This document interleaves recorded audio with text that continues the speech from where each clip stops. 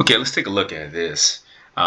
This is a Google Map review from a barbecue restaurant spot. I think there's some positives and some negatives here. Let's kind of dive in here. I'm going to start off by reading the review, and then let's go ahead and just kind of break this apart. I ordered the rib plate since the business is named Rib Master. Yeah, we can see that right here, Rib Master. Unfortunately, I did not get what I expected, which were ribs smoked on a pit. Okay, a little bit of expectation not being met. The ribs were dry, but they also appear to have been boiled. Did not have a smoked taste.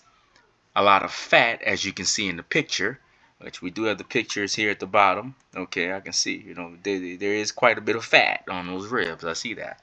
All right. They didn't have a smoked taste. A lot of fat, as you can see in the picture. You don't get that from smoked meats. You don't get that from smoked meats. I'm assuming they're saying you don't get fat, this level of fat on smoked meats. Now, I'm not a rib smoking, barbecue, boiling, rib expert or anything. But this person obviously is, and they're saying, look, this fat on these ribs shouldn't be there if this meat was smoked. The sides were baked beans and mac and cheese. The mac and cheese is melted cheese over noodles, nothing special. Yeah, okay. Yeah, we got some Velveeta shells and cheese down there. All right. The baked beans were delicious, well seasoned. Well, I'm glad to hear that. The beans were great. The ribs didn't work for me. I'm from Texas. All right, so she had to qualify it. He or she had to qualify it that they was from Texas, so they know what barbecue ribs, smoked barbecue ribs, is supposed to taste like. I spent 18 bucks to eat baked beans and a few bites of mac and cheese. The service was fast. All right, so they got quick service. Maybe they just got it wrong today. I don't know. Takeout. This was lunch. Spent between 10 and 20 bucks. All right, let's see how the business responded to this. All right, response from the owner. Hi, we're sorry about your experience at the Rib Master. We honor our customers and would love for you to come back and give us another try at no cost. Now, look, I love the way that they started this one off. Right, they are extremely apologetic right from the beginning. Acknowledge the customer's experience, believe them when they say that they had a poor experience, and offered number one, an apology, and their sincere thoughts or requests for the customer to come back. I think that makes sense perfect. Here's what he messed up right here. However, now the first time, as soon as somebody says however, you know there's going to be a problem. You know there's going to be a problem the moment someone says however. However, we do not boil our ribs. The bat is the battle of the barbecue. Battle of the barbecue professions here. We don't boil our ribs. We have a gigantic smoker. See, emotionalism is injected in here now, right? Like, this is where they messed up. Number one, they started off by however. The second thing, we do not barbecue our ribs. We have a gigantic smoker. They didn't just say they have a smoker. They say they have a gigantic smoker, meaning as you couldn't miss it when you were here purchasing ribs from us.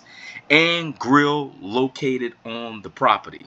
Not only do we have a gigantic smoker, not only should you have not missed it, but it's clearly right here on the property, and there's a grill and a smoker located here.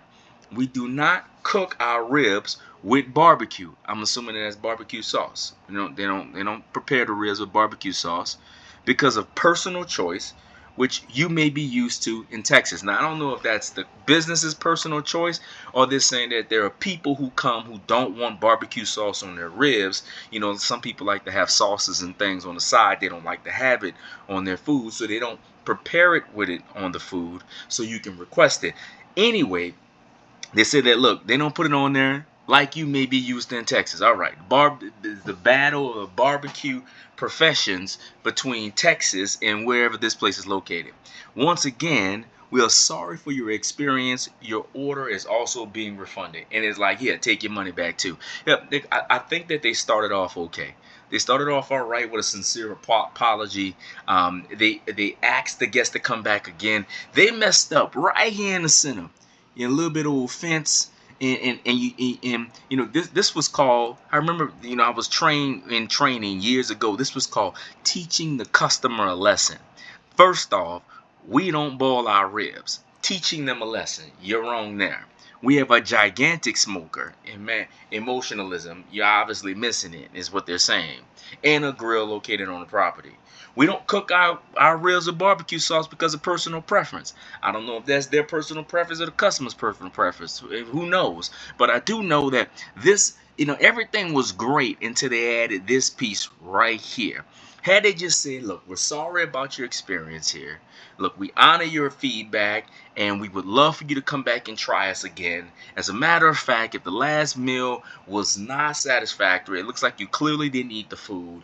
Look, come back with your receipt. Let's see if we can try to get this right for you again. Reach out to us. Here's our email address. Here's the time I'm going to be here. Something along those lines. Invite them back, and then that's it. The moment they injected this customer teaching, I'm going to tell you how we fix our ribs. Here's why our grills okay. They messed up right there. You never, ever, ever want to teach customers a lesson. Believe the customer, apologize to them, offer them to come back, take care of them in any means possible, whether it means replacing the money or replacing the food, or depending on how severe the grievance is, maybe even doing both, but you don't teach them a lesson. We got to do better than this.